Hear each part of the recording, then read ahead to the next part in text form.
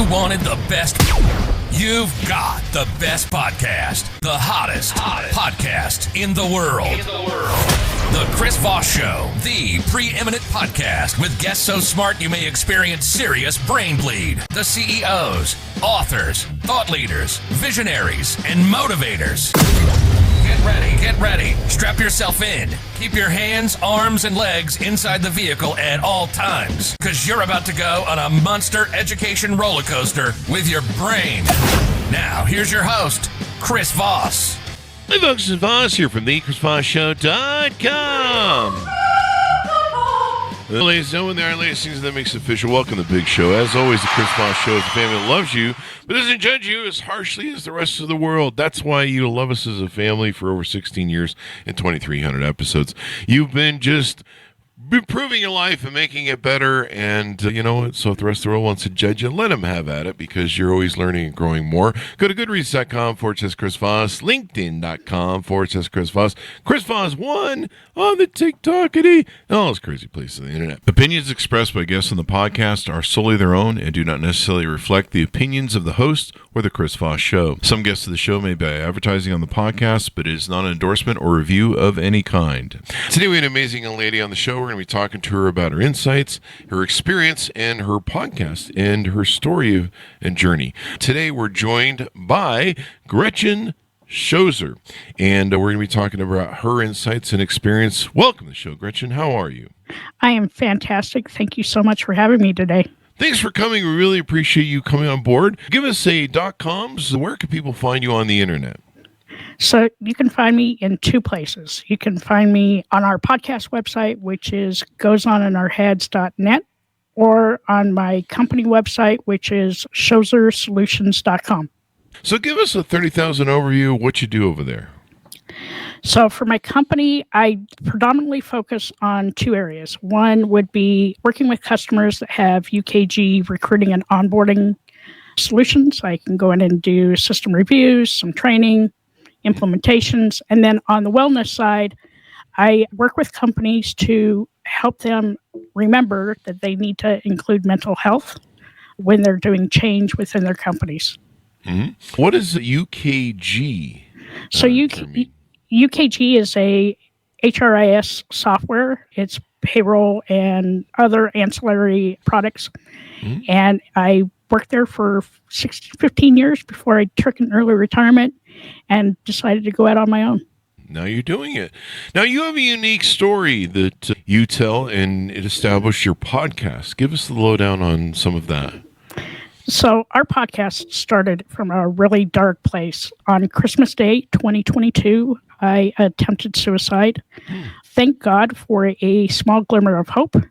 Mm-hmm. And I had remembered, like a couple of months ahead of time, I had read an article about 988. And so I contacted 988.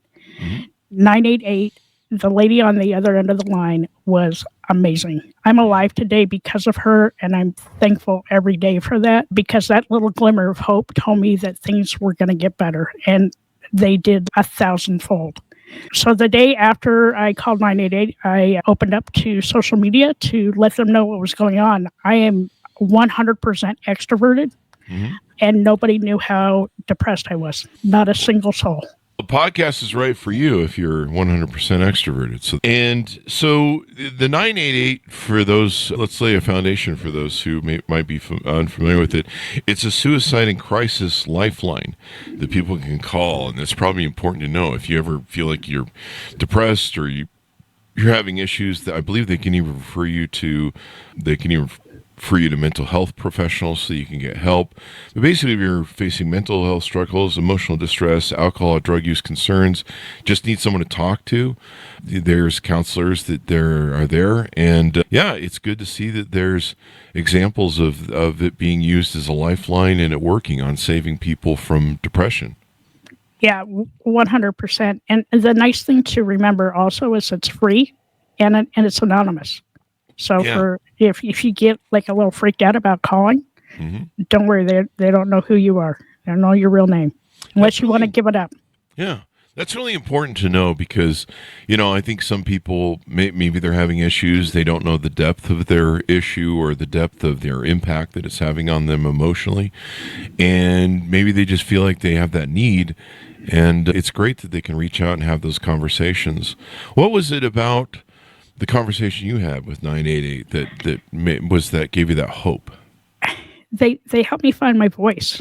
They helped me find my footing because as I was going through all this massive depression, I didn't understand what it was. And I couldn't tell anybody what was going on because I didn't understand it myself. But they helped me find my voice so I could actually go downstairs and talk to my wife and let her know what was going on because she didn't even know how depressed I was. Wow. And sometimes folks are like that. Sometimes we just think, I'm having a bad run or I just don't feel up to par. And sometimes our self-talk can really beat us up inside of our own heads. We've got that kind of monkey brain, as we had one podcast or one book author call it, that sometimes, beats us up a little too much in the head. And that voice can kind of drive us to depression and to ugly thoughts of maybe self-destruction. And that's exactly what was happening.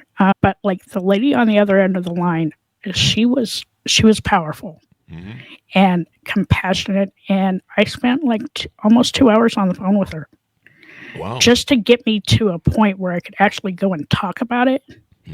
And, I'm not proud of the fact that, I hid it for so long. But like I said, I didn't know how to talk about it. How to deal with it. Yeah. Because, at my age, I was 59 and a half when it happened.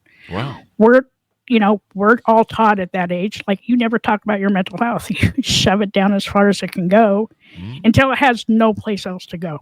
Yeah. And, it's like, I always reckon it to, putting a dam up to a river when you blockade off your feelings or your thoughts and stuff, the water's going to find a way to go somewhere. And, it creates a lot of dementia sometimes in not dealing with our issues. The water will go around the dam and find a way. And a lot of times we don't understand, I remember when I went in for anxiety, I was having panic attacks like daily. And when I was very young and starting companies, and I would have these panic attacks, and then one day I just felt like I probably had brain cancer because my brain would always hurt, my chest would hurt, and so I went into the Instacare one day, and the gal said, "You have anxiety," and I'm like, "Yeah," and I also have fear and loathing and depression, and thanks, really, and I have anxiety. Cool, you've named one of the emotional features of being human, and she was like, "No, anxiety is like a depression thing." And so I had no idea. Like I about ripped her head off because I was, at that level of high anxiety and OCD, and I'd have someone just tell you felt something. I'm like, what? And then she, calmed me down and she explained to me, anxiety, depression, different things, and thank God, she got through to me. But a lot of times, this isn't something they teach us in high school, right? When we're growing up, how to deal with mental health issues. Yeah, they don't teach us. They didn't teach us anything about emotional intelligence or how to check in on yourself or self-care or self-love or setting boundaries. They don't teach any of that, and that's the sad part. Is that? I mean, if anything, high school gives us issues. and those early years too. You're like, why is this not working out the way I thought it would? So you go through this journey. Do you want to talk about some of the things that was happening to you in life so that if other people are maybe going through the same thing, they can identify it? 100%. So in the last quarter of 2022 was horrid. It was more horrible than when my mom passed away because a lot of stuff happened in a very short period of time. I was offered an early retirement, and yes, that probably should have been a good thing. But remember, there's ageism in the workforce, so trying to think about that. During all that, my wife got shingles. If you've ever dealt with anybody that had shingles before, there's absolutely nothing you can do to help them. Yeah. Then I hit and killed a deer. Highly do not recommend doing that. Yeah, that's dangerous. It was crazy. Yeah. And then I got catfished But thankfully, by the time that happened, I had kind of come to my senses. I ended up not spending any money. Oh, that's good. Yeah. Got the FBI involved. It was really? nuts. Wow. And then a really good friend of ours passed away unexpectedly. My father-in-law passed away 2 days before Thanksgiving. Oh, wow. You throw in a little bit of holiday depression and a little bit of seasonal depression. And then that December in upstate New York was probably the coldest December I've ever felt in my entire life. It was like minus 22 on Christmas Day. And Wow. I was just done. I just wanted to go for a drive. I go out to start my car. My car didn't start. Why? No. Because it was minus 22. Wow. So I march back inside, and by this time, I'm just like, I'm so done. I didn't want to talk to anybody. So I march upstairs, and I'm like, I want to be done with this. I like, and the continuous like negative self-talk of, I can't get my stuff together. My life sucks. And I sat on my bed and I was like, I need to figure something out. And that's when I called 988, because I kept thinking about all the people I would leave behind, and I didn't want to do that. And it made me feel really guilty for having those feelings. But at the same time, I didn't understand it. And finally, when I got off the phone with 988, I was able to go down and talk to my wife, and we talked for hours. Wow. And I felt like one of those heavy X-ray weighted blankets had gotten lifted off my shoulders. Wow. You know, I know this feeling. I know this feeling of what it's like to have your brain just whipping at you and punishing you. And, you know, it's kind of one of those things that initially, to my understanding, the psychology of this part of our brain, this monkey brain that we have, is to remind us of things like, hey, you fucked that up, don't fuck that up again. You know, it's supposed to be helpful. But and a lot of times, especially with depression and different other things, it can turn into turning you into a mental whipping post where your thoughts just overrun you, just beat you up. Oh, you did this wrong and you did that wrong. And it sounds like you went through quite a few, you were just getting the punching bag worth of hits in a very short timeline. And it was making, it was just overwhelming you. And a lot of people aren't prepared for that. I had gone 27 years when my first dog died. I'd gone 27 years without anyone dying in my life. And I mentioned that, I didn't have any calluses really to people passing away. And so all of a sudden, after 27 years of no one dying, my dog dies instantly from a seizure, in over 30 minutes, and it's over. And without any warrant, we knew she had seizures, but, we just didn't ever think that it would happen that night, And, your brain whips at you. And a lot of people, I don't think they understand suicide or depression, but you reach a point where that voice is whipping you so hard internally that you just want it to end. You just want that voice to shut the fuck up and leave you alone. And thankfully, I had a friend turn me on to Eckhart Tolle's book, The Power of Now. And that was actually a lifesaver for me. That was my 988 moment. And being able to sit down and find ways to turn off that abusive brain thing that, it's technically supposed to work good for us, but in depression, it just will override us, right? It does. It's like you'll have like other thoughts in your head, but depression is still kicking your ass. Yep. I found though that sharing my journey with other people, that really helped me also, because I'm also an empath. And so while I was sucking up everybody else's energy and all the bad crap going on in their life, I was not taking care of myself. And like in the first 2 or 3 sessions with my therapist, I learned about setting boundaries. I'm telling you, lifesaver, life changer. Like now I have no problem saying no. And boundaries are really important because otherwise, like you say, if you're empathic, if you care about others, if you're a person of empathy or emotional depth that comes with emotional intelligence, you can really get sucked down people's rabbit holes. And you can, if you have some, what do they call them?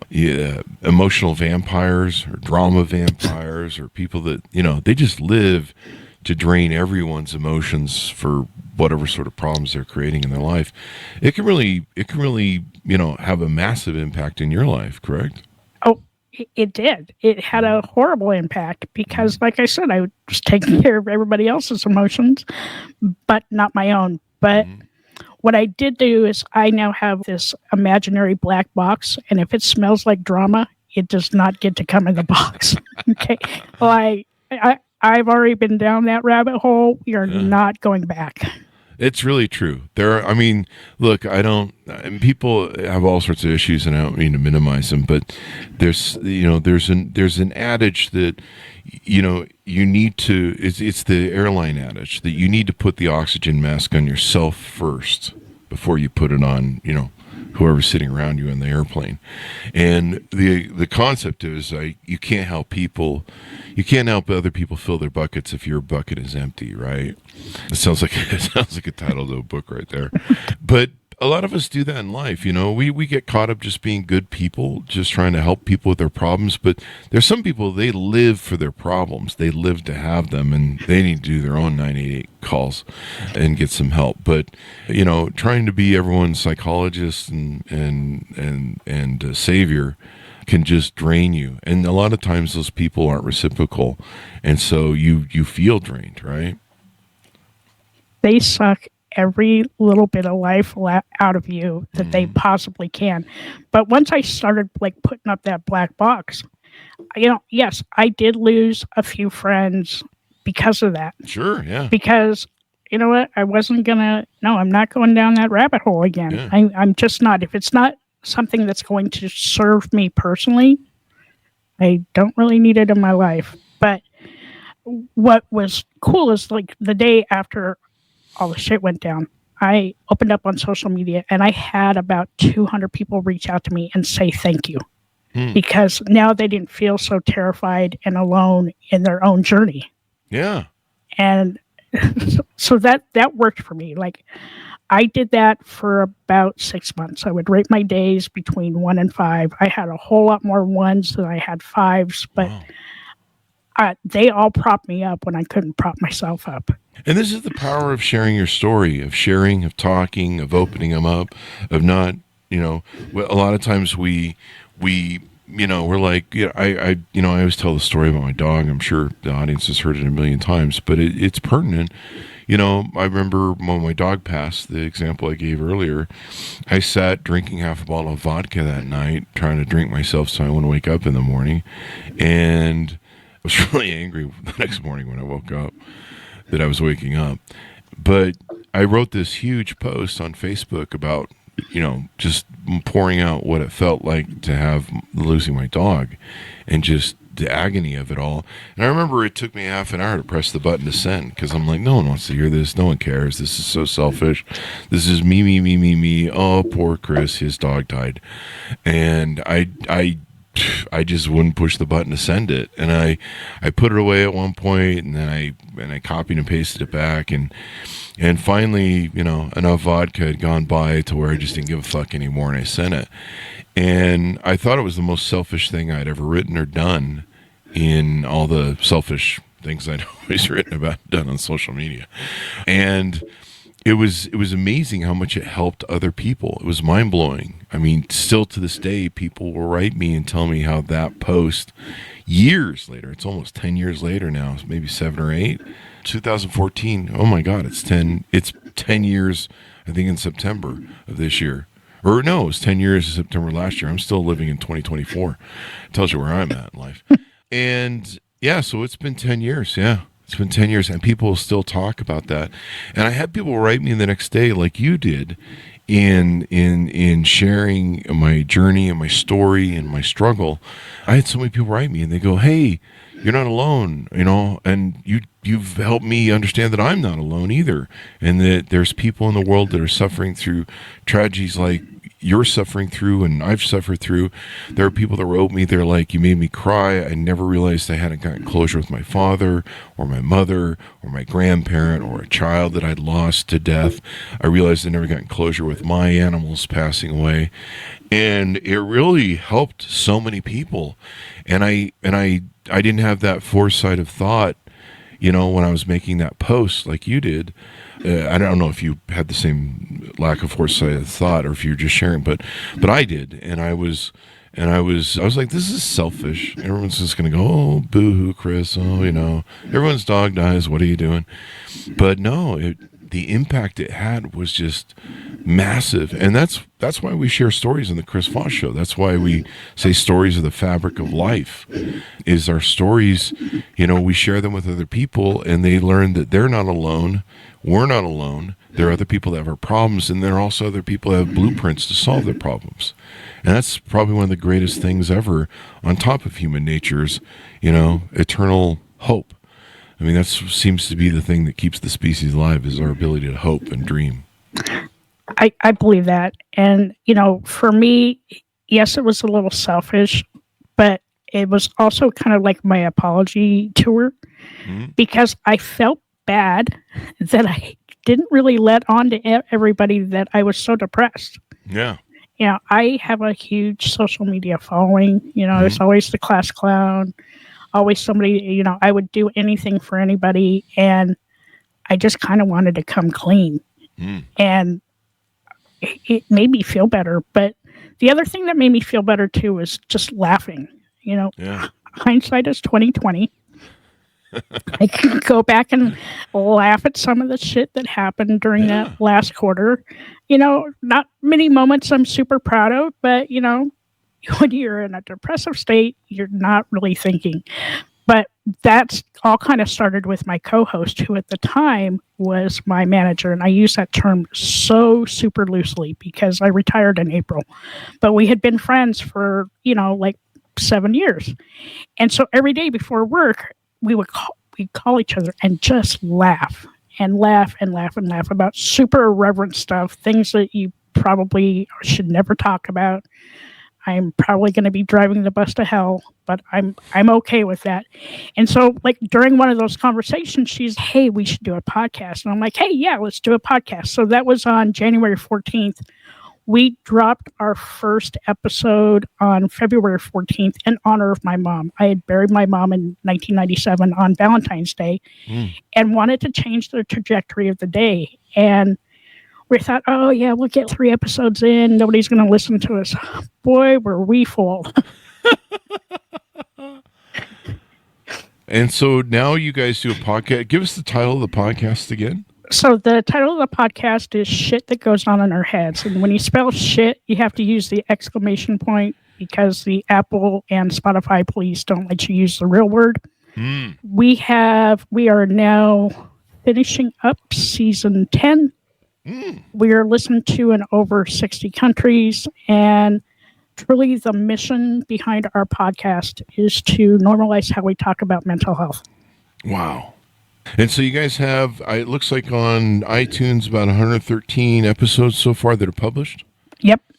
And so you launched this podcast to help other people share your story and help other people with their story. And it's been a pretty good success. You got about 400,000 downloads so far? We have switched platforms. Okay. The numbers don't carry over. We're a little over 1.5 million downloads. Wow. Now. Good for you guys. 1.5 million. That's awesome. It's scary. Isn't it? You've tapped into a vein and you found your voice. You found your passion, evidently, because you like sharing on the show. And so what goes on each episode? What do you talk about? So for each episode, we have guests from all walks of life. We let our guests come in and just, tell us their story. And then Dirty Skittles and I, we ask questions. We let them sell their wares. And it's just a great organic conversation. We never script our show, ever.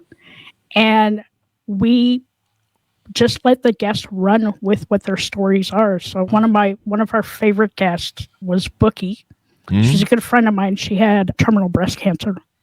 And we got to interview her. She died about a month after the episode released, but there were lessons in that episode that I still carry with me today. Wow. One of our most listened episodes, Dirty Skittles' dad came on twice. He's a licensed therapist. We always laugh a little bit in the episode, and we talk about some really dark stuff. Wow. But Levitivity is really good for your heart. But, we laugh, some of our guests cry, we dig deep, and we always give tips and resources that other people can use, because when our guests share their stories, we unlock somebody else's prison. Yeah. And we tell the stories that a lot of other podcasts don't. And we've had our guests tell us it's kind of like sitting around the fire, shooting the shit with friends. That's a good place to be. People need more friends and social stuff too. A lot of people are isolated nowadays. COVID really impacted that and compounded it. Yeah, I'm sorry that idea didn't come up during COVID, but neither did the mental health breakdown and all the other assorted crap that came with that.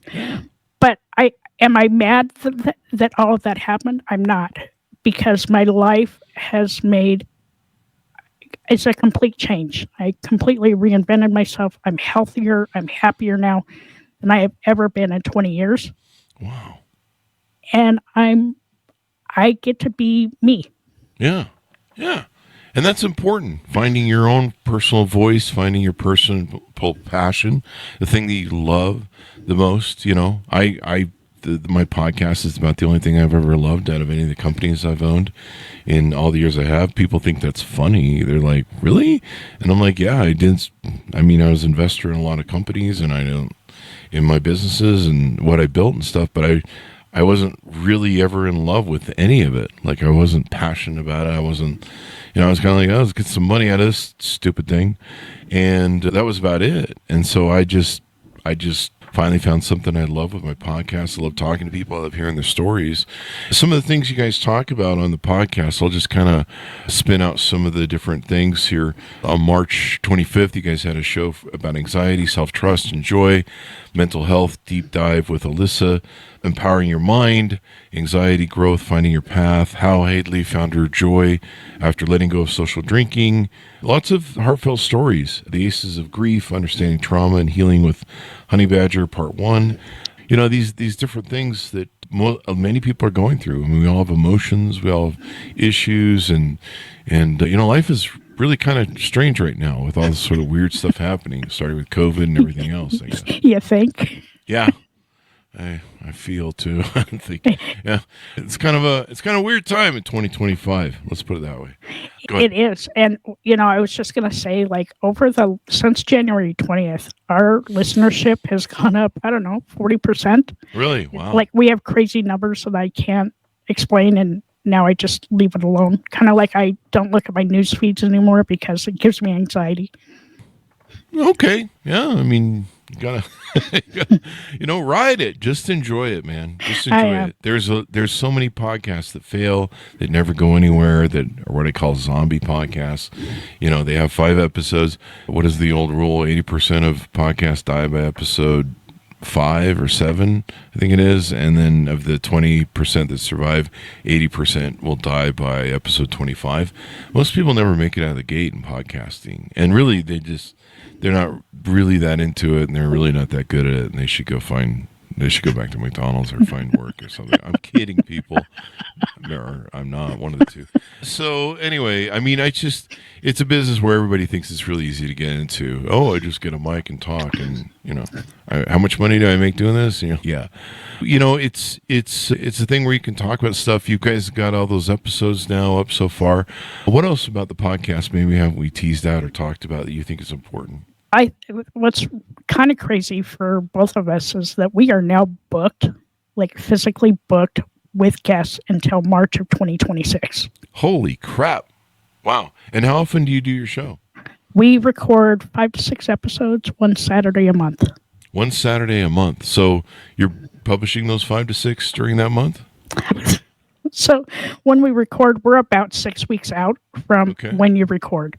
Mm-hmm. And we have just been getting these really incredible, phenomenal guests. Like my email, I can't even keep up. I will tell you, email is evil and not the best way to manage a podcast, okay? Yeah, we see a lot of that too, where you get, I think we get hundreds of applications a month to the show. And it's like, we can't take everybody, folks. I mean, I've had people say, why don't you have all those people on your show? And it's like, how much time during the day do you think I have? Yeah. And it's hard to do multiple shows, even a day. We do 2 to 3 a day, a weekday, I should mention. We do take the weekends off. But it's hard. People don't realize how hard it is to do a show and produce it live, especially, or to be funny and interesting and improv it. And we, our goal really is at the end of each episode that, our listeners have gotten something out of that. And I just got a note from one of our listeners the other day that said how helpful our podcast has been. Nice. They're trying to get back into the workforce, and they're scared. And they found that our episodes have been very relatable and easy to listen to, and it made me cry, kind of made me smile. And for Dirty Skittles and I, when we record, it's like free therapy for us. Wow, free therapy. Free therapy. Wait, is that why I do this podcast? Is for my own therapy? I think we just discovered something about Chris Voss, the Chris Voss Show. It's super healing. Like, we don't realize it when we're talking about it, but we'll get off after the day. And, some of our stuff is like emotionally draining. Yeah. So I always remember to like take care of myself after each recording. Mm-hmm. But our guests have now become part of our family, and they're just fun, and we learn stuff, and we're like best of friends now. And it's just, it's funny. My wife tells me all the time, she's, I've never seen you work so hard on something you don't get paid for. Yep. But it was never been about the money. It's been about our mission. Yep. And the world's a scary place right now.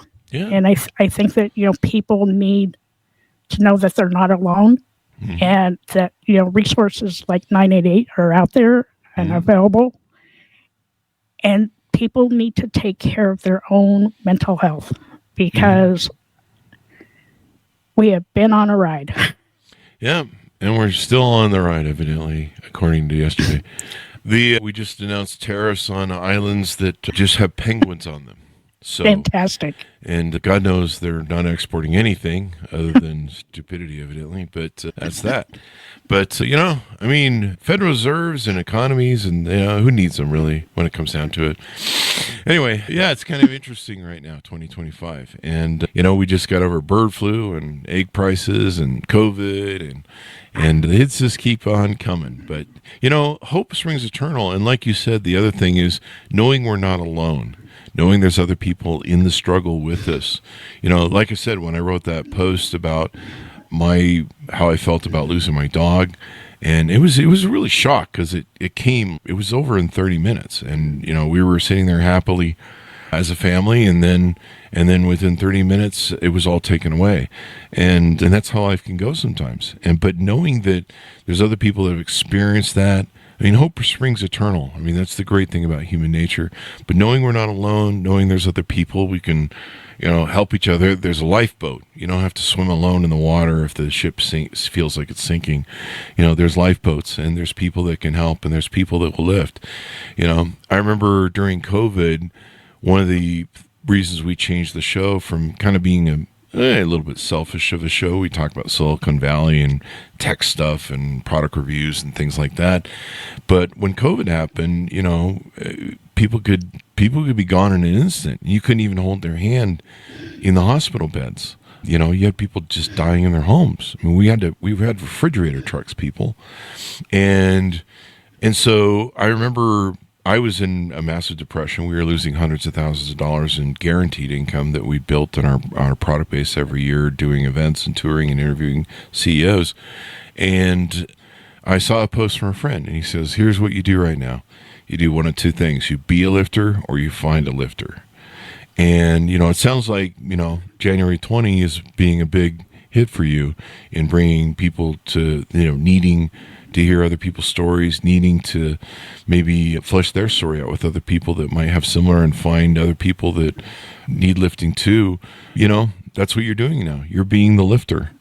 And I remember I said, I don't want to find a lifter. I'm not a good follower, and I'm a person who likes helping other people. So I'm going to be a lifter. And so either be a lifter or find a lifter in these moments of time that, maybe we all find that we need some issues resolved. So I'm glad you're doing that part. Give me your thoughts on what I just passed forward to you, and then let's delve into some of the stuff you're doing at the other company you launched for, I think, consulting and stuff. Like you said, that we are lifters.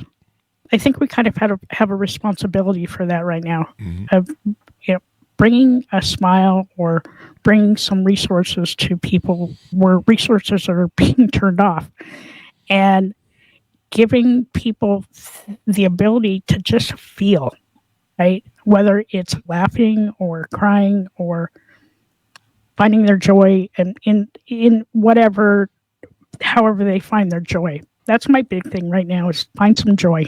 Like the world may be crumbling, but like you can still look outside and see a beautiful flower or hear a child laugh. Those are the things that are going to make your heart maybe skip a beat and make you think that, oh, you know what, like life is going to be okay. It's just we're on a really bumpy road right now, and just making people feel okay.